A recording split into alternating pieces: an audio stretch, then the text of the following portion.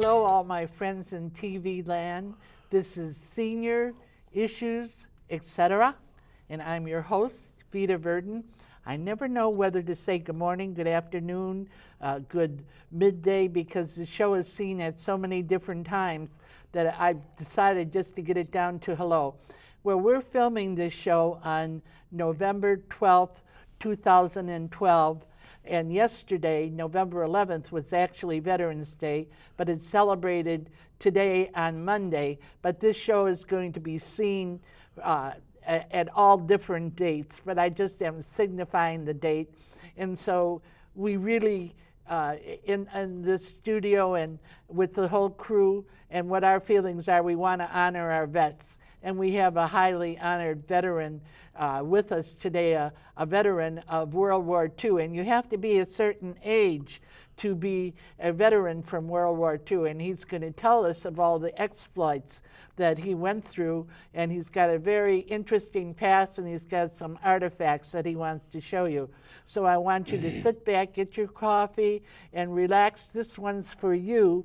And you can relax and hear the exploits of our honored veteran today. It's Mr. Don Carter. And Don, it's a warm welcome to you. Thank you very much. And what this audience, you know, they've been with us now for going on to 13 years, and they like to get up close and personal. So why don't you tell them something about yourself? Thank you.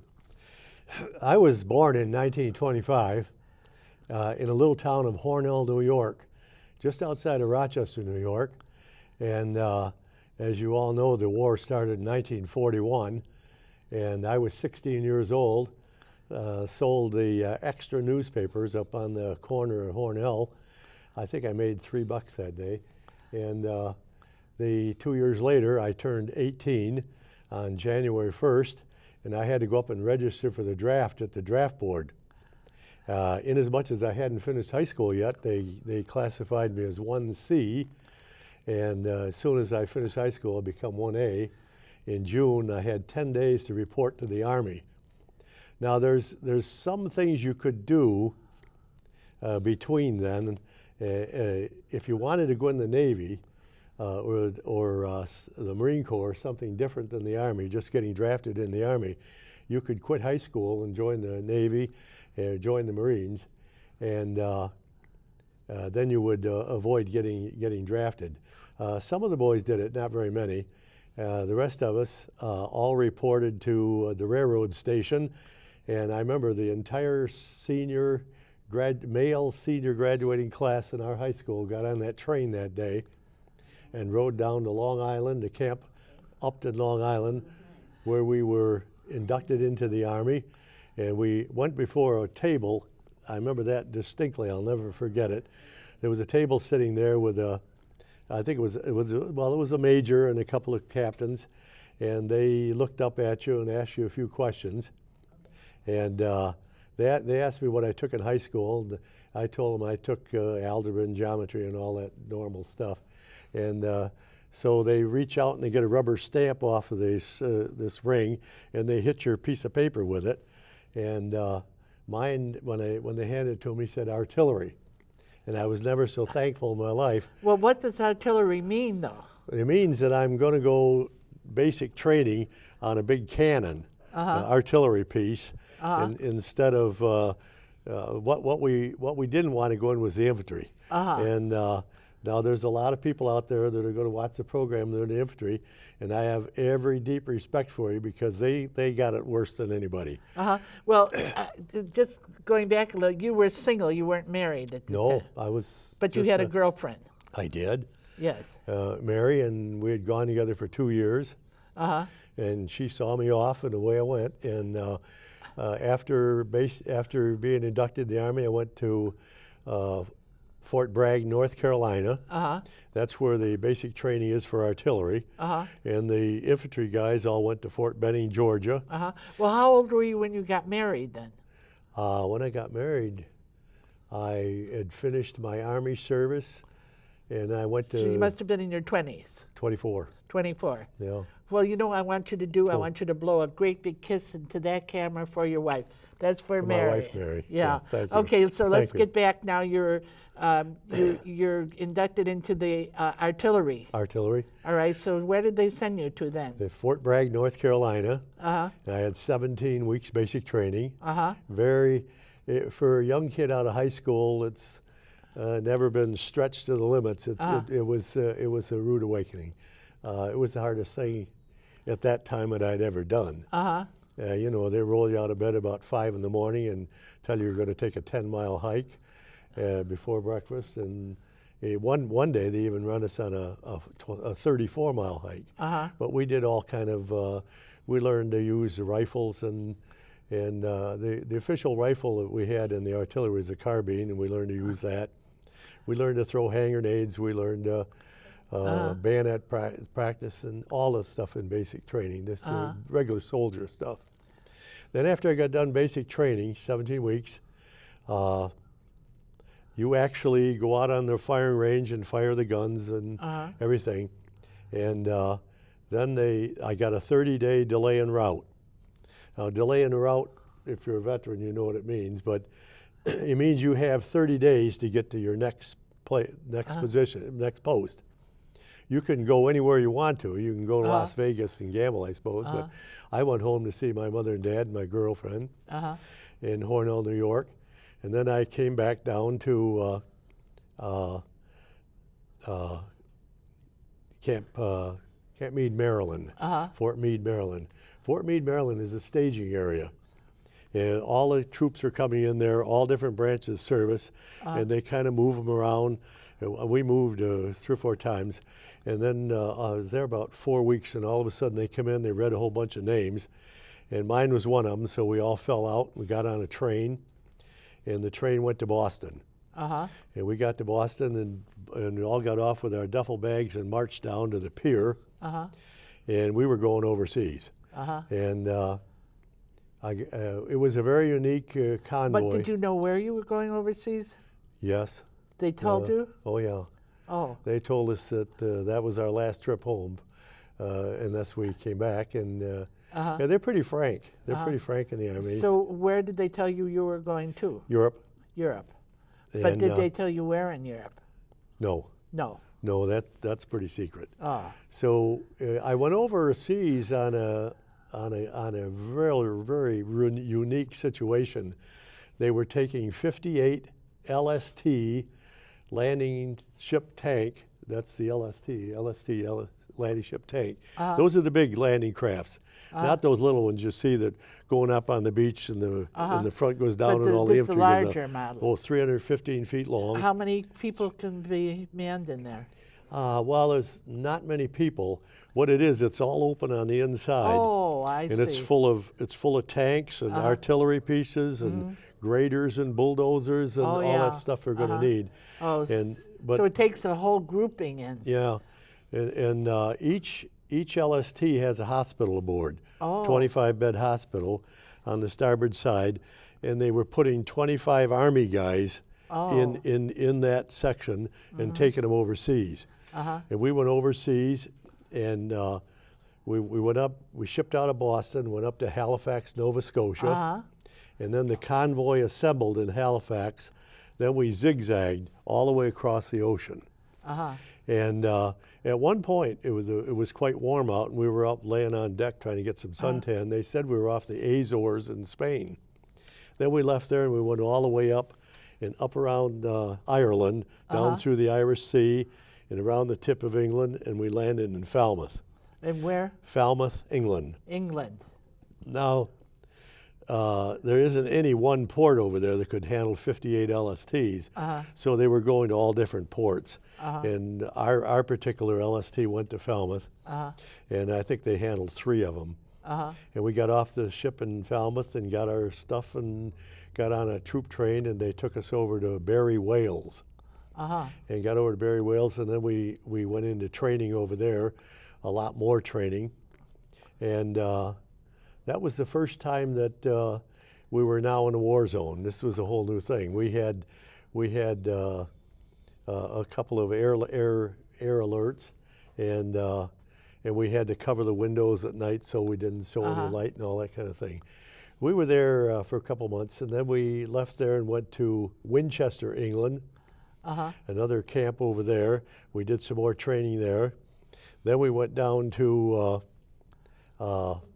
Southampton, England, and we got on boats down there and went out into the English Channel.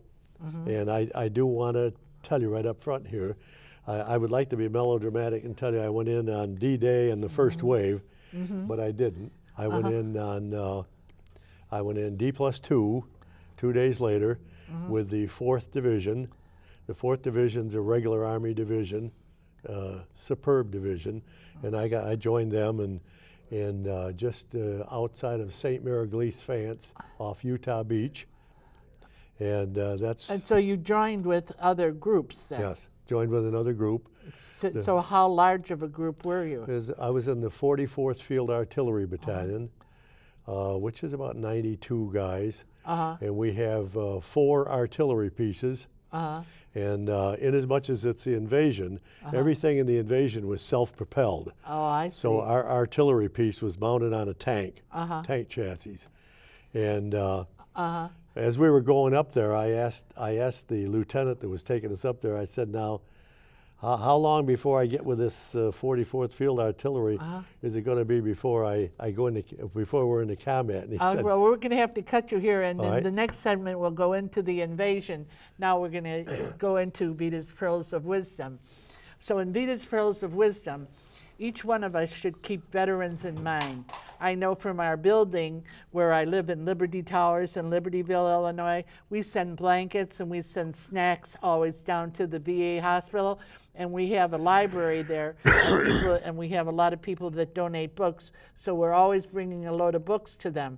But this year I thought I'd like to do something for the veterans, and there happens to be a church in Gurnee, Illinois. It's Gurnee Community Church, and every year they serve at Thanksgiving Day. I think it's a really good thing, and I signed up for it myself.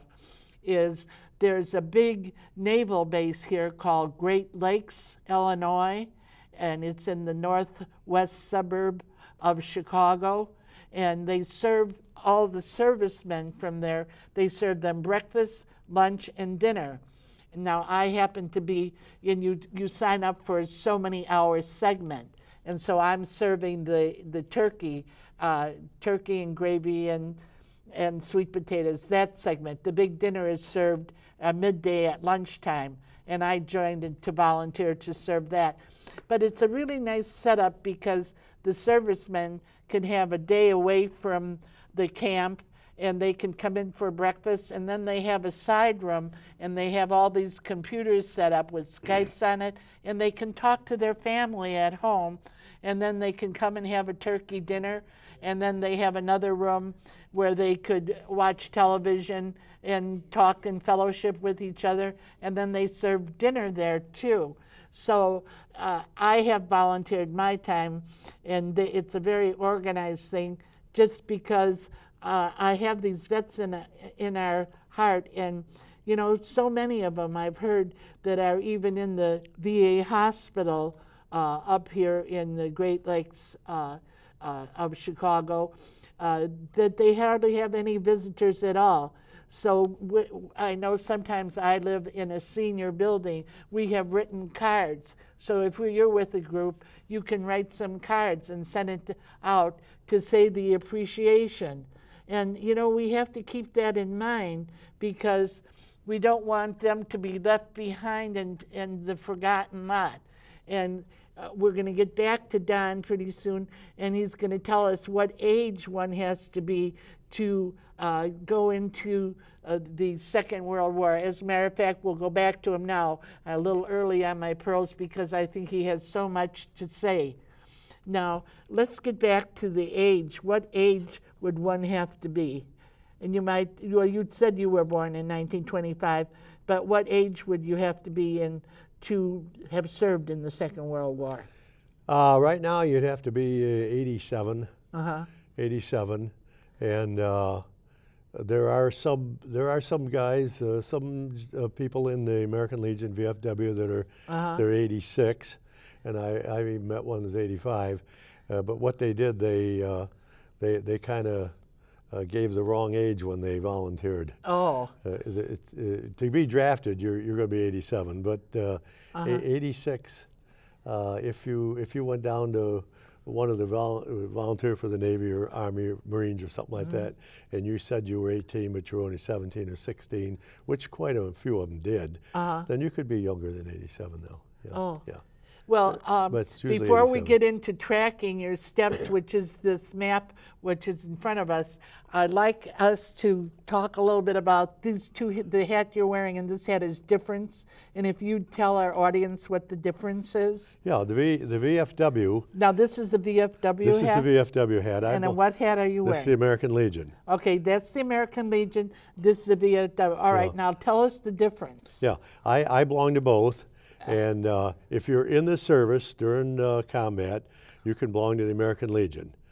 And if you're shipped overseas and you have a battle star or 2 or 3 or 4, whatever, I have 5 battle stars, and then you can join the Veterans of Foreign War. But you have to be in the war. You have to be in a war to get that. So everybody can belong to the American Legion. Yeah. But not everybody. That's true. You have to have served in the foreign wars. Yeah. So that's the difference between us. And also one other thing too, you can't just join the American Legion any time that you're in the service. It has to be during a wartime too. During the wartime. So now I think that we should start tracking your tracks for going into Normandy, right? Okay. We left Southampton, and we went across the channel, and I landed in Utah Beach with the 4th Division. And Utah Beach was the 4th Division's the only one that landed there. And then there was Omaha Beach, and there were 3 American divisions landing there. There was Sword Beach, Juno, and Gold Beach, and that's where the Canadians and the British landed. The Canadians in Juno and the Sword and Gold were the British. The Utah Beach, where I landed, was as you look at the map, it's the farthest one to the left. And our orders from General Eisenhower were to go onto the beach, secure the beachhead, and make a turn to the right and go north. And then we could go north. And up at the end of the Normandy Peninsula is the port of Cherbourg. It's a large port, and they have all the docks and the loading cranes and all that thing. Now you have to visualize when you're landing 200,000-300,000 troops, you reach a point where you can't get enough. You can't just land food and ammunition and gasoline on the beaches. You've got to have a port, and the Eisenhower's orders was the 4th Division was to go up and take that port, and we did. We got up there and we took the port, and we were supposed to take it before the Germans could blow it up. They did get to blow up one dock, but we got the rest of it intact, and I was very fortunate. We pulled into the town of Cherbourg and went down into the main square. And they have a square just like they do all European towns with the gray stone building in it. And I got down in the main square, and we looked over at the gray stone building, and here was this Nazi banner hanging down the front of the building. And I leaned down to our tank driver, and he's down in the gunnels of the tank, and I kicked him on the shoulder, and I said, "Hey, Rufus, see that flag over there?" And he said, "Yeah." And I said, "That's mine."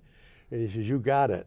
And so he took us over the side of the building, and we reached up, and I reached up and I pulled this Nazi banner off of the building. And that signifies the defeat.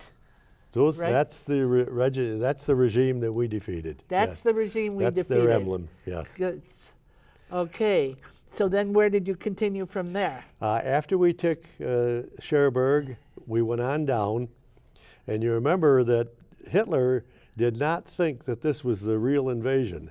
He thought the real invasion was going to be over at Calais, Dover, because the English Channel is 18 miles wide at Calais, Dover. It's 84 miles at Normandy. And he didn't think we were stupid enough to invade over there with such a long path.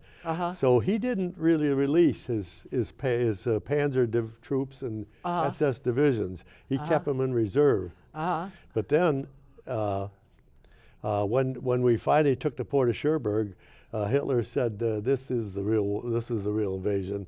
So he released his troops, and they come over. They surrounded the whole beachhead, and then what we had to do was we had to come over and bust through the beachhead.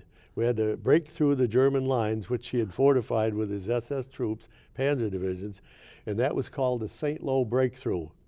The St. Lo breakthrough was worse, to me, was worse than the invasion, but because the Germans were already in fortified fort. So that is where St. Lo breakthrough is where Patton, General Patton, came into the war. And our division was transferred over to Patton. And he broke through at St. Lo at considerable cost. We busted through the lines, and we went right straight across France, right into Paris. Took a couple of weeks, but our division, the 4th Division, was the first troops into Paris. Our tank was sitting right in front of the Notre Dame Cathedral, and we were getting sniper fire from the buildings, tall buildings around there. And all of a sudden, as we were in there, a command car pulled up with a colonel in it, and he said, "We got to get out of here." And we said, "Where are we going?" And he said, "We have to get out of here because President Eisenhower promised Charles de Gaulle that the Free French could take Paris." So he said, "They're all moving in over there, and they're going to march down the Champs-Élysées from the Arc de Triomphe, and we're going to get out of here." And we went out outside of Paris to a little town called Bondy on the Seine, and we sat over there for about 4 days while the Free French came down the Champs-Élysées and took Paris. It's an interesting story, but it's true. And then we went on across France into Belgium, and we went across Luxembourg, and we got over there about Christmas time, and all of a sudden the war started really breaking out that evening, that night of December 16th, and that was the Battle of the Bulge. And we were in the Battle of the Bulge, hot and heavy. And the 4th Division was on the left shoulder, and a couple of the other divisions all kind of collapsed, and the Germans went through. The 4th Division, I'm proud to say, held their position. We didn't back up at all. As a matter of fact, the commander of the 4th Division, General Blakely, got a commendation from Patton because of the performance of the 4th Division on that Battle of Bulge corner. And then after that, after the Battle of Bulge was over, we moved on down across Germany. We crossed the Rhine River at Worms, Germany, and then fought down into Bavaria. We were taking the southern route. When the war ended, we were in Heidelberg, Germany, just outside of Heidelberg, Germany. But one other thing I would like to tell you is that we went into a town in Germany about halfway through the German war, and the town was called Prum. I'll always remember it, P-R-U-M. And the German headquarters was there, and as Patton does, we came in from the left and the right, and we came in from the front, and we captured the whole German command, including the commanding general. And the infantry guys were getting his Luger pistol off from him, and I didn't want that. I got jumped out of the tank, and I ran up to him, and I whacked him on the neck here, and he gave me his Iron Cross. And this is the Iron Cross that I got from the German general. It says 1939 on it, and there's a swastika on it, which means he got it on the Blitzkrieg across Europe in Poland. That's where he got it. It's a little worn, but I relieved him of it. This is like the Congressional Medal of Honor for a German, so he didn't really want to part with it. Then we have to rush along. We only got 3 minutes left, but I know that a few years back you were invited back to Normandy. Last year. Last year. A year ago, June, I went back to Normandy. And they made a DVD, and you happened to be on the cover of this. I am. And there was art. There was historians were with you, right? Yes, what they were doing was a history of the war and Western civilization, and we had 2 PhD history professors with us, and they said, in their opinion, there was only 2 wars that were justifiable: the Civil War for the freedom of the slaves, and World War II, which freed Europe of the tyrannical Hitler, and the Japanese War from Hirohito.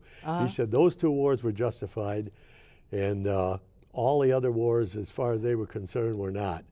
Now, I know I'm just going to say the name of this, Normandy, a final farewell. And here you are on the cover. And which hat did you have on there? I had my Allegiant hat on there. The Allegiant hat is on here. I had the other one I with don't me. know if the camera picks it up, Same but one. this is the DVD. Yeah. And so the historians, well, they made it for history books, right? What they do, this company that does this does all their stuff for homeschooling, and so this is, if they want to study World War II and you're doing homeschooling, you can get a whole series of DVDs, and this is the one that they did when I went over. And the reason it says "Final Farewell" is because this group had taken, and a lot of groups have taken World War II veterans over to Normandy on D-Day, but this was going to be their final trip. And the main reason is because we're all too old. And I went with 2 other veterans, and they're not on the cover. This is a British fellow in the 82nd Airborne. But the 2 other gentlemen, one in particular I wanted to mention was Arnold Whitaker, and he's from Atlanta, Georgia, and he wrote a book about World War II called Foxhole Promises. And Arnold was his final farewell because he died Memorial Day this past year. Oh, well, we want to give a tribute to all the veterans out there. So why don't you give a little tribute? I know that you're grateful to America. We're the greatest country. Yes, we are. And I'm proud that I was in the service. I'm proud that I was in World War II. Just as much as the fellows in the American Legion, the VFW, are proud that they're in the wars that they're in now. And if I had it do all over again, I'd do it. So I salute all the veterans out there. And when you come to the end of your rope, tie a knot and hang on. You know why? The best is yet to come. And what we want you to do this week is catch the spirit. We love you. Thank you.